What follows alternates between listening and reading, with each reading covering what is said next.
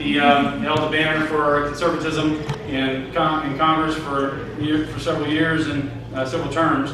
And I want to thank you for your service. Thank you for being here. And thank you for Ken Mercer, our State Board of Education representative for this area, all the way up to Austin, to the south side of Austin, and they love him in the south side of Austin. They L-U-V him, we L-O-V him. So they get the People's Republic of Austin. Right. Yeah. And so thank you each for being here. We also have another distinguished because I haven't had a chance to really get to know him other than we've seen him at Aggie lunch. And my wife was gracious enough to make a phone call, and got a phone call a few weeks ago saying, I knew your dad in the state legislature. And this man happens to be an Aggie. And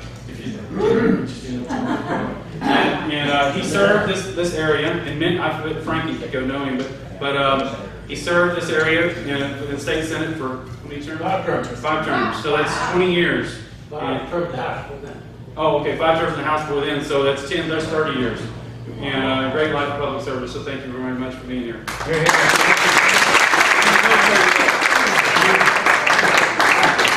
Retired general, right? Retired general. And so thank you very much for your service.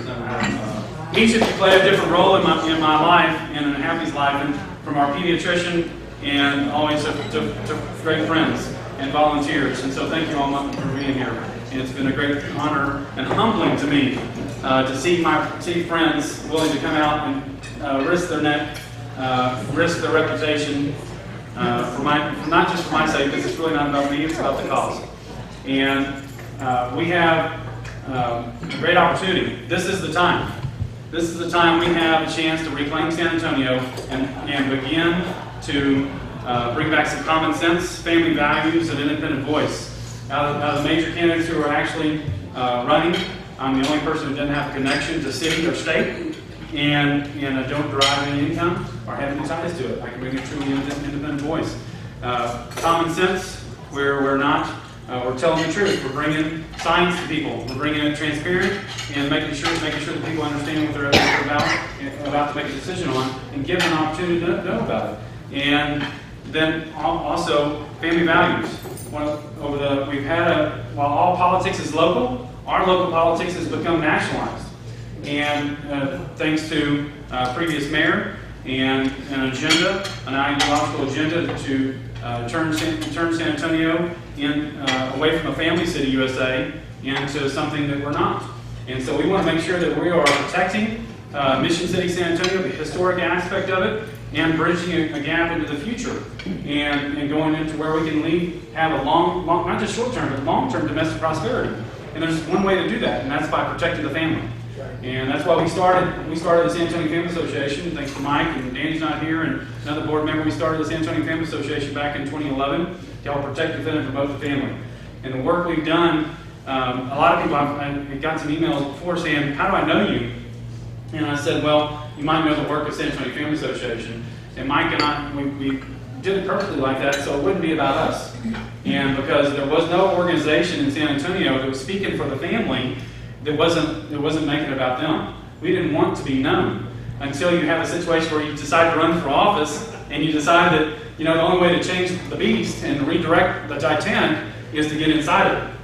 And it's at that point where you want to have name recognition, and we've done such a good job of really hiding and putting the San Antonio Family Association out there that some people are saying, well, I don't know you, what is the work you've done?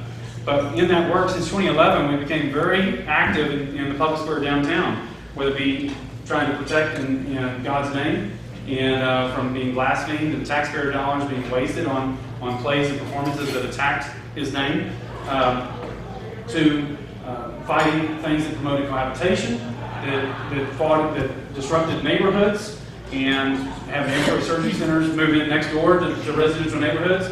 We worked to protect that. We worked to stop the streetcar, which was a boondoggle, would cost taxpayers a lot of money. And so we actually have living work that we've done as private citizens, whereas the other candidates haven't done. We actually passed an ordinance as private citizens on December 17, 2015. Is the last piece of legislation passed by the City Council in 2015, in which we protected residential neighborhoods. We worked it this piece of legislation through the legislative process in council, through what they had a unified development code, a 5-year renewal, a 5-year amendment process, and through that process we introduced a piece of legislation with the help of Councilman Mike Gallagher, and we passed it on December 17th, which said, under a specific use permit, said that any ambulatory surgery center, and actually a medical facility, want to move in next to a residential neighborhood, would have to go through a 60-day mandatory notification to neighbors, whether there's a continuous use of the business or a new use. And then they would have to get a vote by zoning commission and a vote by city council, so it would become much more transparent, much more open. Because what Planned Parenthood had done was they snuck in under the cover of a company called Dohlen. They created a private corporation to sneak under the cover of night. They used an anchor tenant in the building they bought, 22,300 square foot building, and they snuck in. They kept this anchor tenant called Mission Rehab. And through that anchor tenant, they were able to go through over a 12-month process of retrofitting a building to become a licensed ambulatory surgery center and continue the use. And they snuck in, and the neighbors didn't even know about it. They could have known it was an Italian food place. And so the lack of transparency and the cronyism in the city government, we have an opportunity now to bring not only transparency and open government, because one of the things I want to do as city councilman is present a charter amendment, which will come up in November. This election is 3 days too short of having a charter amendment on it.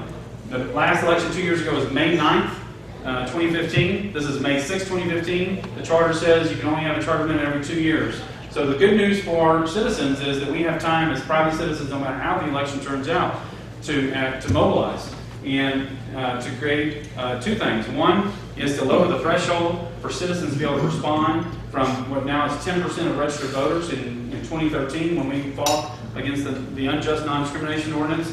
It was 66,000 signatures we had to collect in 40 days to be able to respond. And when Houston only had to collect 27,000 signatures to get a referendum on there. And so you know the size difference in the cities. And so we want to lower that threshold probably to something like 20% of actual voters. And the actual voters that actually voted and elected Dohlen Castro in 2013 was 27,000. 26,000. So 20% of that would be 5,200. Still difficult to do in 40 days, but reasonable, much more reasonable. That's one charter amendment we want to put forward. The other charter amendment is that no city official, no city employee or their spouse can serve on a city board or commission. And when I presented it to Mike Gallagher, who sits in District 10, he goes, Patrick Mike, well, what will the city employees do with their time? I said, well, that might actually work. And we might actually need fewer city employees and bring the taxes lower for all the citizens, so they're not serving on all the city boards, charters, and commissions. And we might actually pass something that's good for citizens, not what's good for our city manager. And so that's the kind of transparency we want to bring in open government. And I humbly request your prayers, your continued prayers, not only for me, but my wife and family. My 10-year-old daughter, Lily, who Danny's seen grow and everything, she goes, Dad, now that you're running for council, does that mean somebody's going to try to kill us? And I said, well, sweetheart, I think if they were going to do that, they would have already done it. And, but I will stand in front of you, and so you consider yourself protected. But I humbly request your prayers and continue, because as Bishop Yonta told me, he goes, we have to get you on the inside. We got all these people who call themselves Christians on the city council, and none of them vote for faith. And we have to have somebody in there willing to be patient and work with them, be strong at the same time, and can become their friend and influence them in a positive way. So that's a culmination of years of work, and I thank you for your support and your prayers. I'd like to ask Frank to come up and Kiko afterwards and say a few words, and then we have Jared Navar, who's my attorney from Houston. He's represented us on several cases in the past, including we won a couple cases against the Texas Ethics Commission, and so without going into the great detail on that, but Jared's been a great lawyer. He's a campaign elections lawyer specialist, and he is an Aggie. So Tim, my campaign chairman, is the Longhorn, and but great rivalry. Even the great rivalries have something to unify on in this campaign in this city, because our city's at stake, and it's time to reclaim San Antonio. So please welcome me, Frank Court.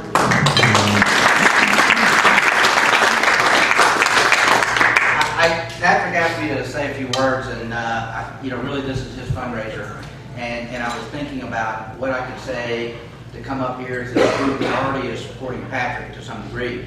But, you know, I do want to talk about something that he talked about a while ago. I have been out of office now for 7 years. It's hard to believe. And my wife is very happy. I don't know how for you to take that. But, you know, a lot of people ask me, hey, what are you doing nowadays? I say, well, I'm doing as little as possible and whatever Valerie tells me to do. And if you talk to her, she said that that's not true. But because I found a lot of other things to get involved in, and of course, I do what she says. But anyhow, Patrick made a comment a while ago that I have not lent my name to any other candidate since I've been, I guess, retired. And there's a little reason for that. Not that my name is real special or anything, but you know, I told Patrick when he called me, he said, you know, Frank, I'd like for you to consider endorsing you. I said, well, you know, it could help you and it can hurt you, you know. But I don't know if it's really that big of a deal. And I'll tell you this, because in my first race in 1993, I had an opponent that had all the endorsements. I mean, it had every Republican elected official, it was a Republican primary, and you know, and everybody was kind of somewhat persuaded by that. But you know, guess what? God had a different plan. And I don't say that in a canny way, but I do believe that you can have those endorsements. They are important, but it's really about the candidate.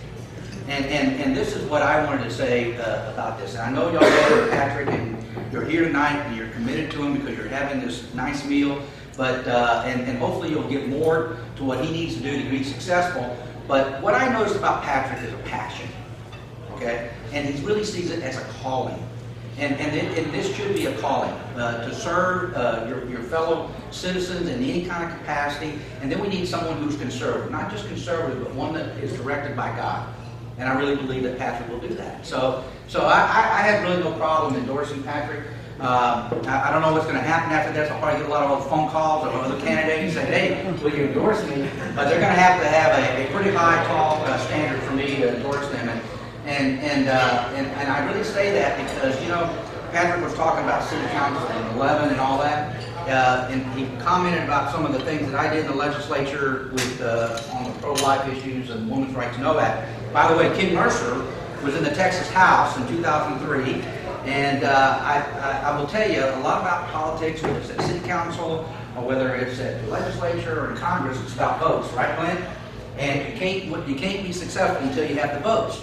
And I introduced the Women's Right to Know Act in 1997, and I carried that bill for 8 years, 4 terms.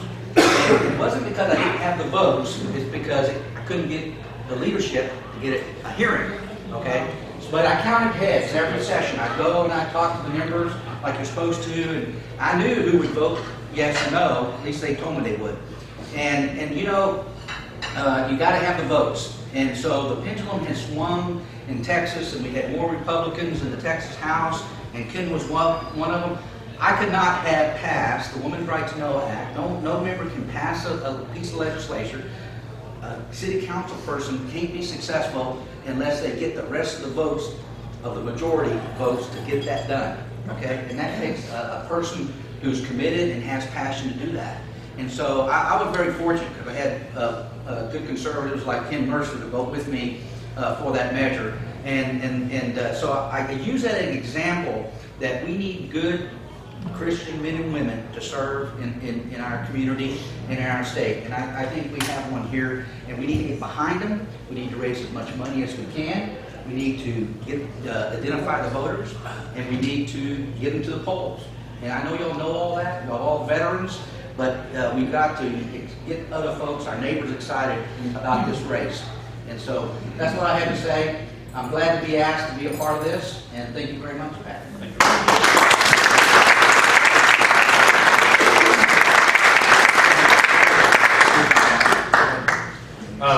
Thank you very much for those kind words, Frank.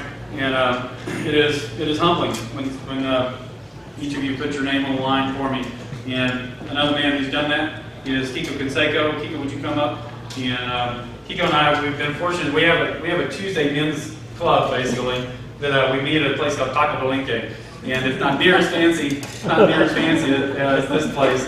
But time we got to, but it has good food nonetheless. And only men are allowed on Tuesday lunch. And we've had a couple women invade us. My wife came one time. I don't think she's coming back.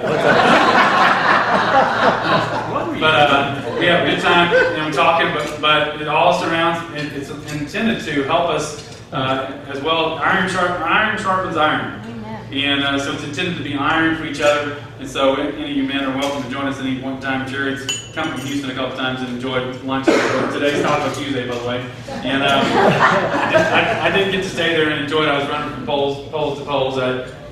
Volunteers like Sylvia Villarreal, who's working on a pole site, trying to get over literature and signs put up, and I didn't get to enjoy it today, but it's a great time. 12:30 Tuesdays, Taco Blinken at 410. There's only two out of all of them that actually are franchised, and the rest of them are all corporate owned, and that owner becomes good friends. So when you drive up there, you get scared by one of my other signs. So please welcome Kiko Conseco. Well, first of all, Patrick, I'm sorry I came late. Came all the way from downtown and cut a meeting short, so I apologize for that. I also apologize for the shovel condition I found. You know, my wife took me to go buy clothes in January, because, you know, I'd sort of outgrown it. Well, somehow or other, every time we go to the dry cleaner, they come back shorter. So we got to put on some comfortable stuff. So enjoy the food. In all honesty, I'll tell you one thing. I put my name on the line because I firmly believe that Patrick is a person that means what he says and says what he does, and he does what he says. You know, whether it's fighting for the issue of the unborn life, whether it's for values in the schools, or just our common everyday things and practices. He's an expert in financial matters, and I firmly believe that he is the only person that can go there and really do something well, not just for his constituents, but also for the city of San Antonio that is so sorely in need. And I often talk about how important it is to make sure we get good, strong Christian conservatives in our city government, because there is the root of a lot of the issues that sort of go up into our state house and into our U.S. Congress and our national scene.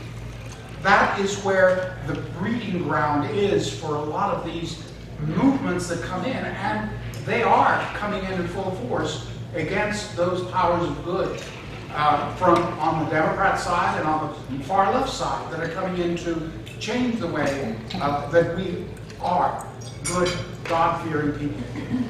And I put my name on the line because I firmly believe that this man will be able to step up to that standard and be able to lead us in this city. Now, I'm not from District 9. I live in District 10. But yet I think that it is so important that a man like Patrick be in office that I've come out here and endorsed him. And like that, I see that everybody here is a Patrick supporter. So what can you do besides coming here, writing a check? Well, there are many ways to vote. And let's remember this, it's very important. Many ways to vote. Obviously, the first one is to go into the ballot box and check your name off for Patrick. But there are other ways that we can vote, and many, many times. And one of them is to hold up a sign. Tell a friend. Go to your local organizations or a homeowners association or clubs or groups or where you work and spread that good news and tell them who Patrick is and what he's going to do as your city councilman. Yeah, writing a check is also good, but from here we need to go forth and spread that good word in order to make sure that this gentleman here gets to city council. That's very, very important. But with that said, I'm talked enough, and thank you. Thanks,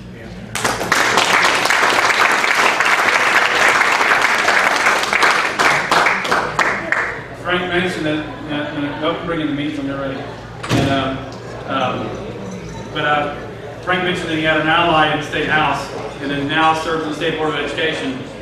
Ken has been in a situation where there's lots of changes being faced on our kids in public school education, except for one thing that didn't happen when in 2012, when the citizens voted to adopt pre-K for SA, that November, that pre-K for SA was created as 17th school district in the city of San Antonio, yet not under the State Board of Education. It's underneath the City Council. And it's another thing that we need to look at in a huge use of taxpayer dollars. But Ken's been working on some things with some ladies have been working with the San Antonio Family Association and the sexual education department, and they've come to testify. And Ken's been doing great work trying to protect our kids in schools. So Ken, anything you might share a few words with us? You have to compete with the meat now that's coming in. I made it, I brought 2 speeches, I made so long with the prayer. I was joking. I brought 2 speeches. Now, just 2 things I want to share about. I know you're just like Frank and I. We call ourselves, we have political affiliations, but basically, you're Christian, you're conservative, and you're Republican, but in that order. Happy would you agree with that? In that order, it's stated on the first. It's tough out there, but my wife, we go to Spanish speaking churches, she goes to the women's college, Mujeres and Oraciones, Women of Prayer and Action. It's a big thing. I have a lot of Christian friends who pray a lot, but there's no action. In Texas, we say, do you talk or do you walk? And I'm proud of you, and I'm supporting you because I'm worried to my name, but a healthier hurts you. I know one thing. You are Texas, it doesn't just walk, it doesn't just talk. When you walk, you put your faith into action. That's what we're doing. You don't want to like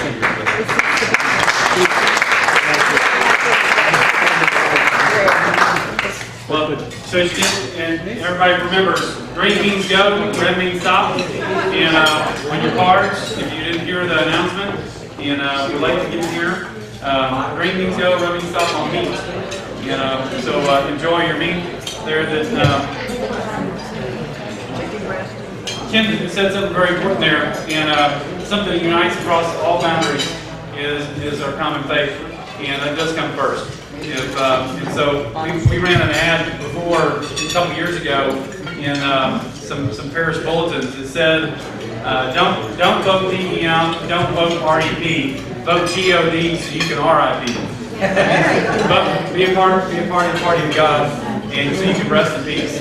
And that's the precedent. While you're eating, what I'd like to do is ask Jared to come up and share with us. He came in from Houston to be here. We filed a lawsuit in district court a week ago, last Saturday, week and a half ago. In 2 weeks this coming Saturday, and electronically. It was official 2 Mondays ago when they took it in. But as I mentioned, Jared is a campaign elections lawyer, and there are some unique things about this and about this residency case. But we decided out of desire to pursue justice. One of the things, our city ethics commission wasn't doing anything. Nobody in the city was doing anything, except there was a lot of talk about the 800-pound gorilla in the race, which was, why is this person running? That person's not a resident of District 9. If we're going to have a rule, let's abide by it. Otherwise, let's change the rule. And everybody can play in the same sandbox. And so, Jared, please come up, and I'd like you to share with them what the latest is on the case, the basics of the case, and the latest. And please bear with Jared while he's in between chews and bites. And he's got a lot of great information to share. Thank you very much, Jared. Sure. Thank you, Patrick. And try to keep your attention a little bit on the meeting. But thank you all for being here, and it's my honor to be here and talk about this and work for Patrick, now my friend, for over 4 or 5 years. But as you said, we followed the lawsuit last week. I tried to bring Patrick to Christ today. I went to invite Lindley at her house in the district today a few hours ago, but she wasn't home. I did talk to. Speak up a little bit. Okay. I did talk to the tenants who actually live in this house in the district, and so that's going to be part of the case. But and I actually haven't filled Patrick in on that, but I'll have to tell him that. But so, as Patrick said, I'm an election attorney, and I've gotten a lot of calls about, I handle a lot of election kind of disputes, and including several residency issues and election contests. And I've gotten a lot of calls on this kind of issue. This is actually fairly common all over the state, where candidates, and a lot of the work I do is in South Texas, but you know, San Antonio on down. But this happens everywhere. I can't believe how many calls I've gotten from candidates who register their family to vote in the district. And in small cities, small races, you can tilt the election with, you know, 50 votes if you've got a family, and you can register enough people in your small city council district. And so and that's the residency standard is not a suggestion, it's the law, it's in the election code, it's in the San Antonio charter, and in my opinion, this law does not meet that. So, you know, and a lot of times, unfortunately, when people call me with these kind of things, they're like, you know, they don't have the gumption to take it over the line. They're all worked up, and the campaign's upset, and, you know, the community's upset, and somebody's running and skirting the rules, but they don't actually pull the trigger and stand up and do what's right. And I think I'm glad Patrick is doing this here. I think it's important for enforcing the law, and if we're going to have this standard, which is quite reasonable, if somebody's going to represent you on city council, they should be a part of your community, and that's what the law says. So the case has been filed. We're getting kind of snowballed by Lindy's attorney. She's hired an attorney. I talked with him last week, and then it's been radio silence for the last 4 or 5 days. So we're gonna, you know, we're taking the actions that we need to take. But that's fine. I mean, that's what I expect. They realize. If you read her comments in the media.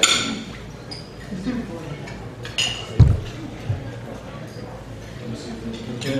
Is that better now? Okay. There we go. I assume many, or at least some of you, have read the news stories about this, and the most damning facts in this case are her own words, where she can't explain. She changed her position. She lied and said this woman who lives in that house is her roommate, and then she admitted to the Express News it's not her roommate. You know, and I just want to talk. You can have situations where people legitimately leave their permanent residence temporarily. You know, one common one is like Senator Birdwell from several years ago. There was a case where you know, here's a great war hero who's, you know, injured on 9/11 at the Pentagon, but he was working at the Pentagon for several years, but had his residency still in Texas. And in that kind of situation, and you can imagine other kind of employment situations, or maybe there's a family issue where you leave for a time to live with your relative somewhere because you're taking care of your aging, you know, family member, but you maintain your residence back home. And the point is there's indicia that show that the absence from your permanent residence is truly temporary. And I think in this case, that's not what's happening. I think Lindley only intends to come back to San Antonio if she wins this race. She has a homestead in Austin. She's worked for the same member for, you know, a dozen years. But the most damning fact, again, I think, is her own responses to these questions.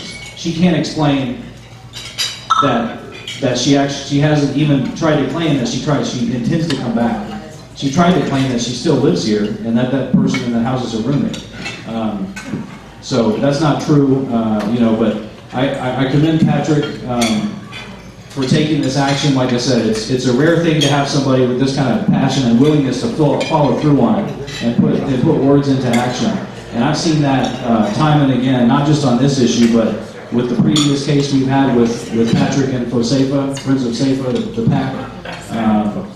And I'll just end by telling you this. You know, I don't know him as well as some of you maybe who live in San Antonio, but in the last 4 or 5 years, I think we started working together in 2012 when we had a campaign finance lawsuit for FOSAPA, which we won against the Ethics Commission. And he was standing up trying to strike down an unjust prior restraint in the Texas election code that prevented FOSAPA from, which had just formed, from speaking out and engaging in this important Senate race from this area. And you know, we eventually struck that law down, but it takes people like that who are willing to put their name on the line and you know, follow through with the action. So and Patrick, just getting to know him and his family, and Mike, the people he works with FOSAPA, has made me a better man, a better Christian, a better person. Just seeing that example. So thank you all for being here, and I'm glad to, you know, looking forward to the opportunity to talk to you more, and you know, we'll take the case forward. So thank you, Patrick. Does anybody have any questions for Jerry about the lawsuit? I do. Yes. In your previous cases, have you been pretty successful as far as winning them? In a situation similar to this that you're dealing with? Yeah, well, okay, so I'll be frank, I've never had a candidate eligibility challenge, but the residency standard is the same as, for voters, is the same as for candidates. It's the same case law, it's the same standard. If you read the cases, it's all about the requirement to be a resident and be eligible to vote is the same that applies to candidates. And I won an election contest in South Texas in Weslaco in 2014. We had a 4-day trial. My opposing counsel in that case was the chairman of the Democratic Party, Gilbert Hinojosa, who people from that area, he has a reputation, you know his, and in that case, kind of like this one, the facts were very bad for them, and so their strategy was to try to shut down the discovery, kind of like here. You know, I get silence from the other side. They don't want to give me deposition dates. They don't want to give me information. So I had to deal with that in that case too. And you know, they were quashing depositions, and that was actually much more difficult to get these voters to testify. But the long story short, in that case, I challenged the residency. What that candidate had done is, it was a small city council race, and he won it with 16 votes. And he illegally registered more than that number of his family and friends to vote in the district. And most of them claimed residency in like the family homestead. It was the place where the patriarch or the matriarch of the family still lived. A lot of those cases, the testimony was, well, I was born in that house, and I intend to go back when my grandmother dies, and we're all going to go move back and live there. And so you had all this very, strong statements and evidence about intent. The Democratic chairman, my opposing counsel's argument was, home is where the heart is, literally. And so just arguing to the court that you can't enforce this standard. And we won. I mean, it's a case-by-case basis. The court, what's nice about this is you just have one person to argue about. In that case, I think I challenged 15 or 20 people's residency. And the court ruled for me on at least half of them. I'm not sure if I'm getting those numbers right, but the point is this is a standard that can be enforced. And every one of those people that the court ruled was not eligible to vote, was not a resident, had facts in the record. They were claiming that this is my family homestead, this is where we've always lived, I'm going to return there, and we defeated that. And we won the case and got a new election. And that's not the only case. There are plenty of cases enforcing the residency requirement. This idea that it's just a state of mind purely is not accurate.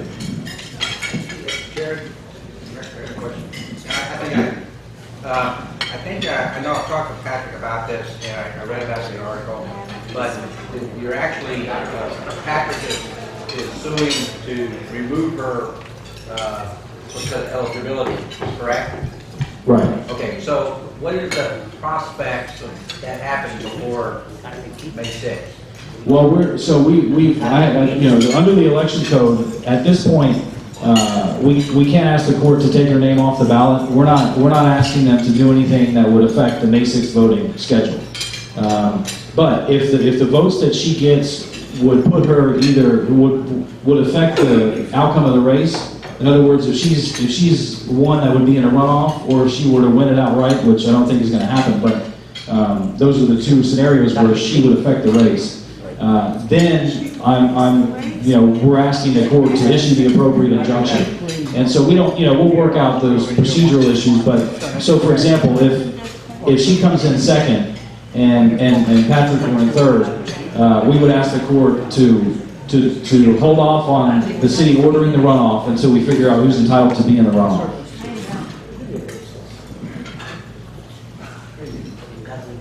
Anybody else have a question?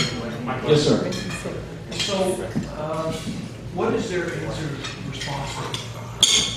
And do they have to file anything other than out of general bond?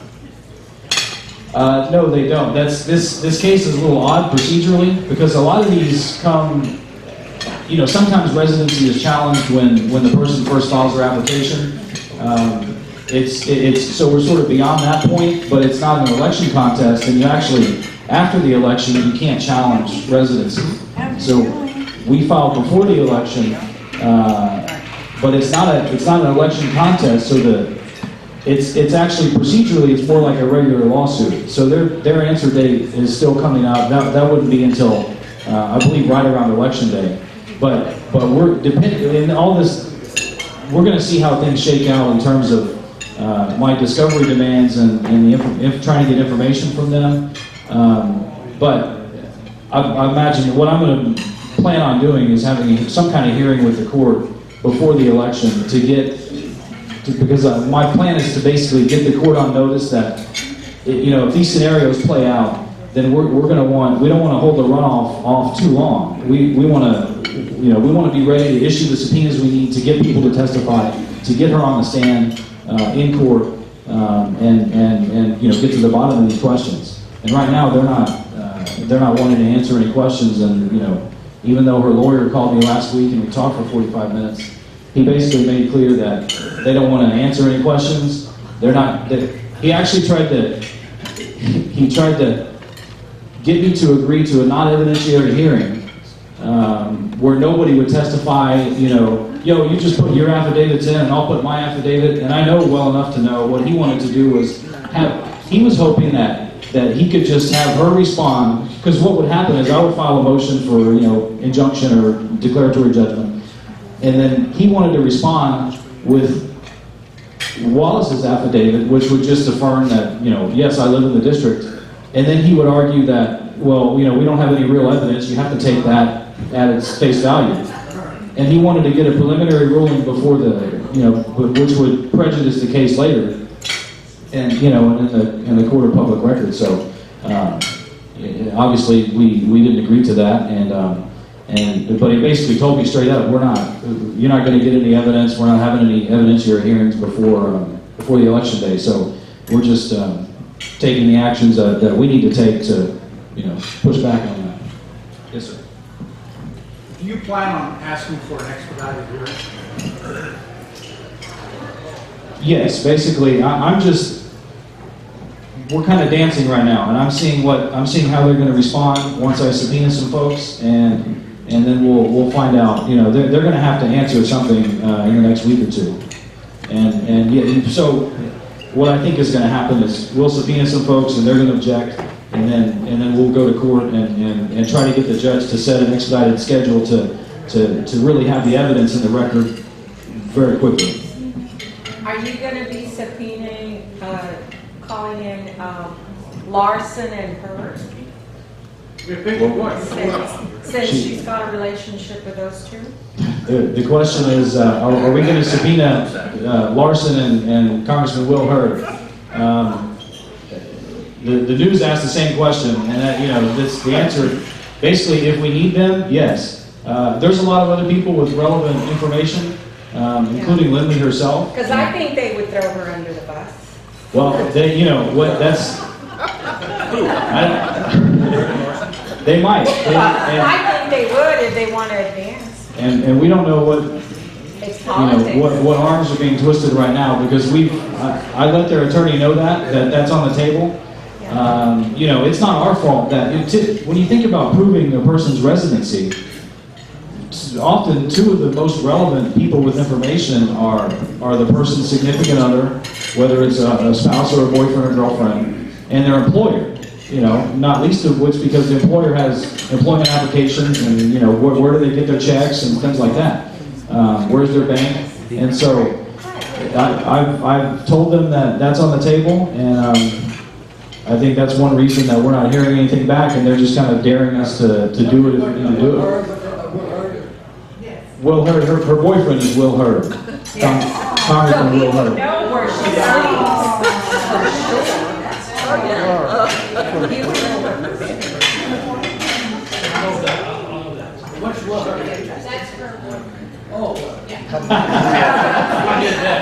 Right. So an obvious question that could. I'm sorry? Well, so for example, we know she doesn't live in the house in District 9 that she claimed on her application. So where does she stay when she works for Lawson? She works for Lawson in Austin. Yeah, I know. And she has a homestead there. And so, where does she stay when she's here? She's already admitted that she lied the first time she said her roommate, the lady at the house she claimed as her roommate. We know that she can't go into that house without permission. So where does she stay when she's here campaigning? She's claiming she's knocking on 10,000 doors. Where is she staying when she's doing that and away from the session? What has she told her people in her life about her intentions? Those are fair questions. And her boyfriend is a party with knowledge of those kind of things, and it's not our fault that that person happens to be a congressman. That's right. Did you ask her why she wanted to run? Well, I haven't spoken to her. I talked to. Write it down of why she wanted to do that? Like why? Well, what she said, what I've read in the news is that she's served the people of this district for all the time she's worked for Lyle Larson. I know, but you didn't get anything other than that. Right, no. And like I said, she can't, the fact that she tried to lie about it initially just shows, that reflects what's on her mind. That reflects her intent. If she had a straight answer, she would have given it. Yes, sir. Could the court rule in favor after the election? And if so, what would it do to the actual vote? Well, right. So again, we're not asking the court to change anything about May 6th election day. That voting is going to happen. We'll find out what happens, where the candidates fall, and then if she may finish in fourth, in which case it's a right. So we would be asking for a ruling at that point, and we would ask the court to stop the city from calling a runoff until we determine this.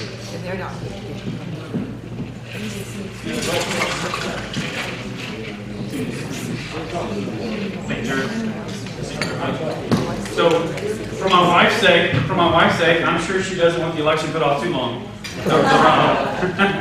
My teenagers might like it because I'm not around a lot. We went on spring break, and I said, we have to do something as a family.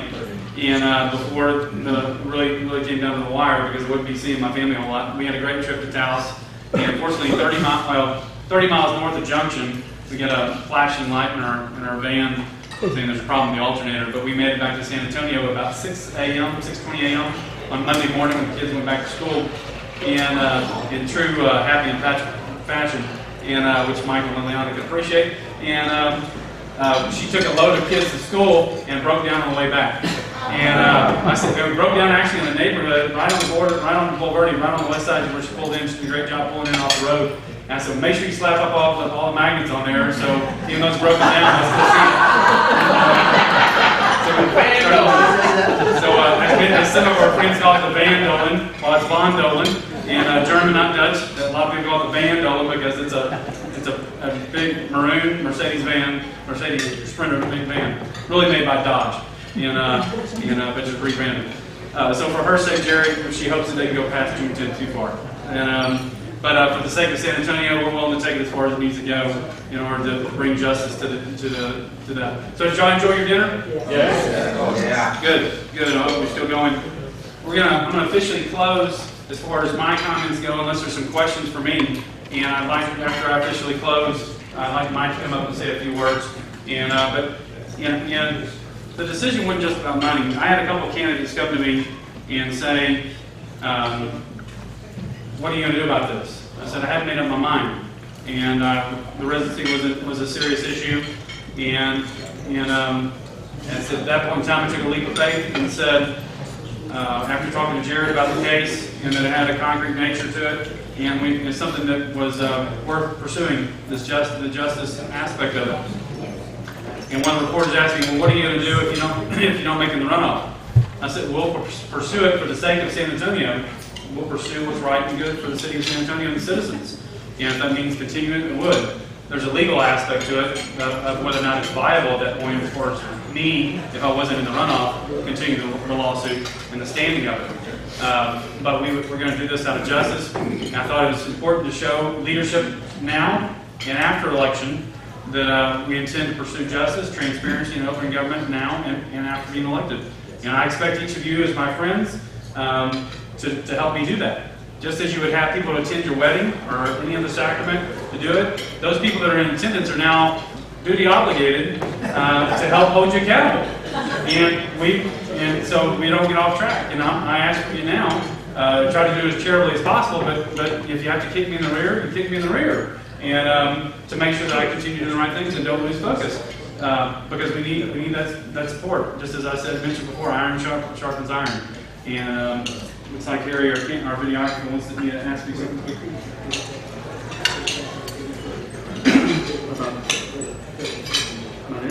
Okay. So Harry wants me to repeat something real quick before we finish and wrap up the comments. Are you going now? Are you live? Yes. Okay. About the time I could walk, my dad was elected to the State House of Representatives. I was born in 1969. 2 years later, my dad graduated from law school.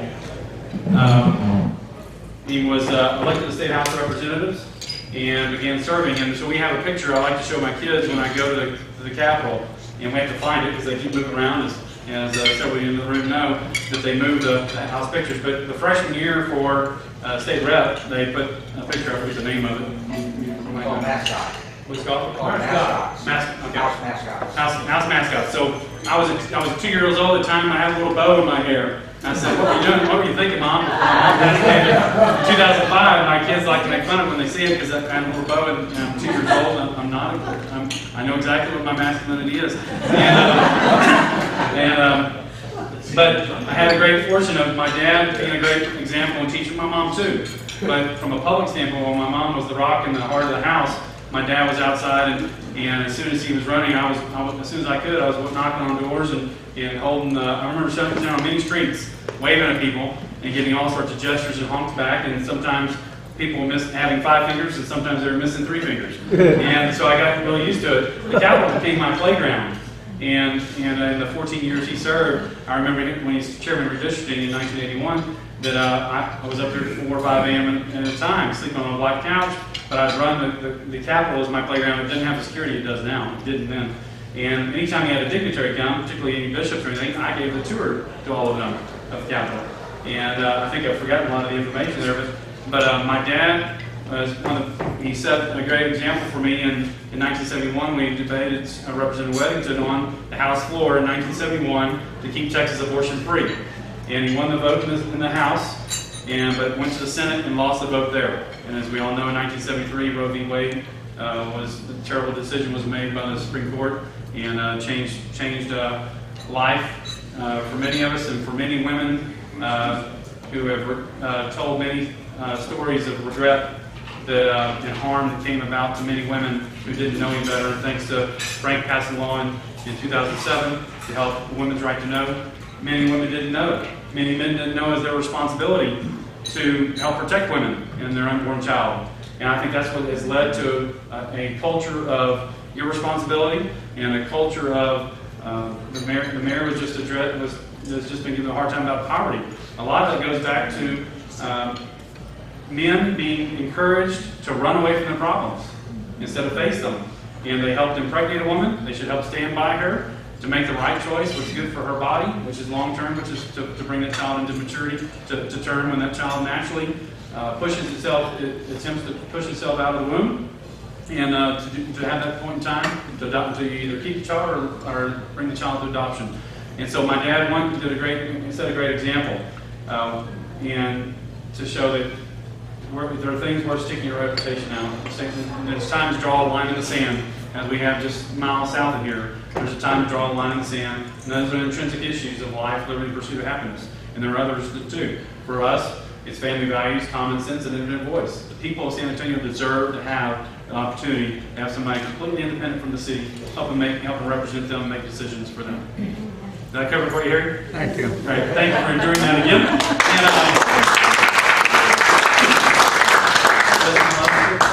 I want to say a few words. Oh, you okay? Please. Want the microphone? Or? I don't usually say a few words. It's not, no, I'm loud enough. It's also I'm comic relief at home. Patrick has been keeping me on schedule of all of the things that he has going on. So even if I'm at home, I know where he is. And I told him, well, he asked me before he did this, are you okay with me running for council? I have to tell you, I don't think we've discussed this ever maybe, but when I first met Patrick, and I was spending a lot of time with him in college, and we were in love, I found a diary. And I don't know how long he had it. And it only had one page written on. And of course I read it. It was not sacred to me. I opened it up and read it. It said, I want to be the President of the United States. And so I wanted to be a movie star, and he wanted to be the President of the United States. I thought we were going to make a great couple. And little did I know, here we are, 20 years later, we just celebrated our 20th anniversary. He came to me in January and said, I'd really like to do this. Are you okay with it? What do you think? And so it was inevitable that Patrick would run for a political office. He's always been politically minded. I'm blown away. I love coming to these events and hearing him speak, because I don't get to hear him speak like this. It just rolls off his tongue. He has all this knowledge, and I've always bragged about how smart he is. I know he doesn't think that because I don't do anything he ever asks me to do. But he's so smart, and so I'm so excited that he's maybe in a capacity to really share that. But when he came to me, well, I know you've been in that capacity in your professional life and as father of our family, but anyway, when he came to me and said, are you okay with this? I said, how does Mike Knufke feel about it? I got to know if Mike Knufke's on board here. There's a lot of people, all of our good friends and all of our new friends, and everybody who's come on board that have given him support. But there's been nobody that's been more like-minded and more supportive of Patrick than Mike Knufke throughout all these years.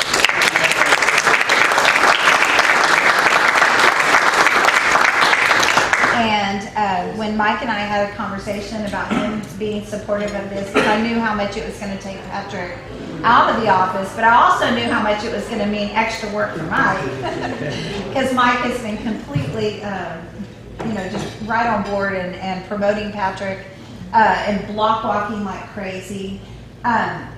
So I can't say enough, and you are so much music in this symphony. I need to get him a license so I can go to work. And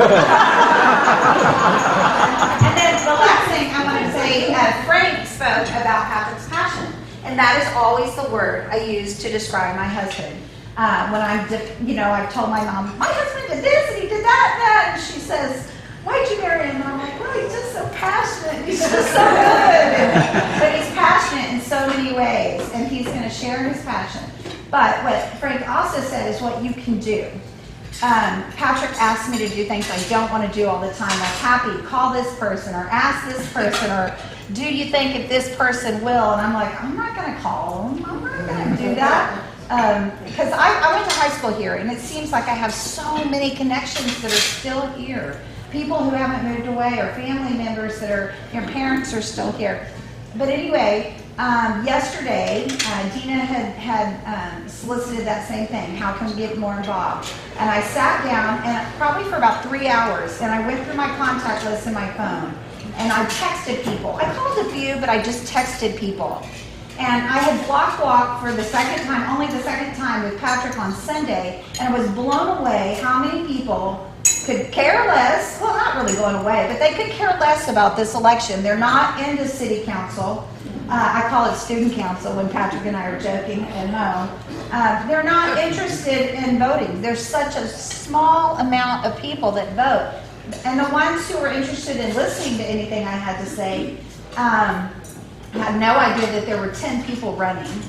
Okay, so it is so valid. I mean, it's so important that if you don't mind sitting down for an hour or any time at all, maybe it's 10 minutes, and texting some people you think would vote for Patrick, do it, because I had so many responses saying, I can't do this, but you sure better believe I'll vote for him on May 6th.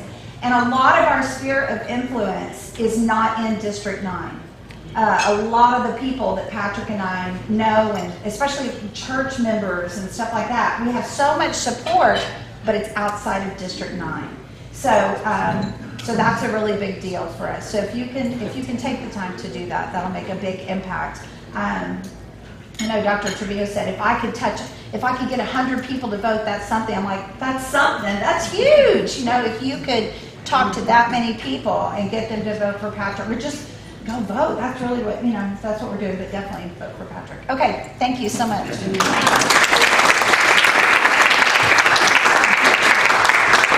Well, fortunately, that passion is, I've directed a lot of that. My wife, and she's probably happy for me to redirect it at the same time.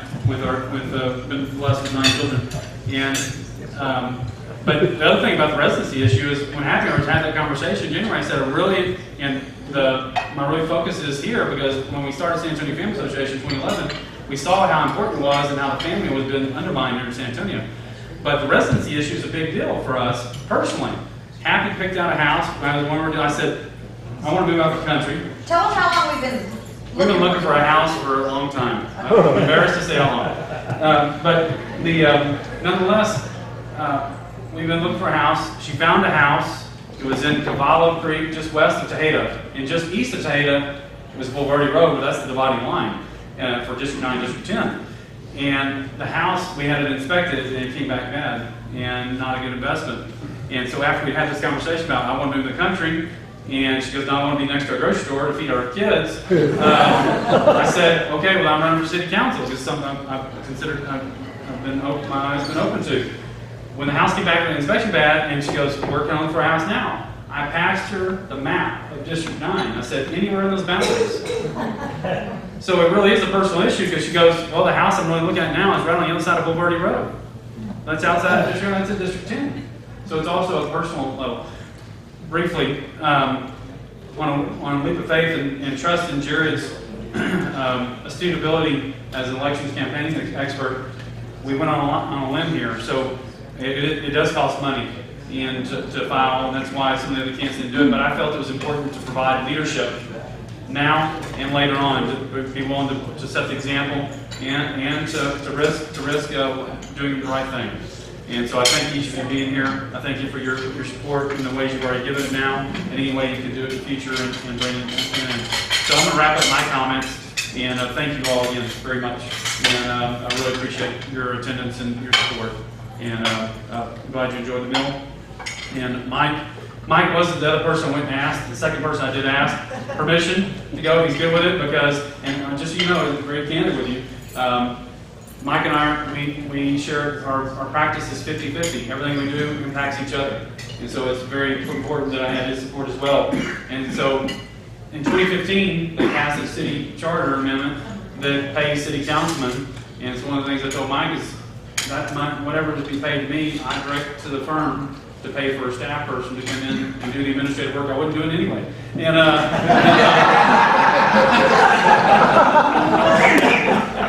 so you might actually get more done and be more focused. But no, I got some administration work done. But I'm sure somebody more qualified doing administrative work can get more done than me. So thank you very much for your time, and happy Easter to each of you.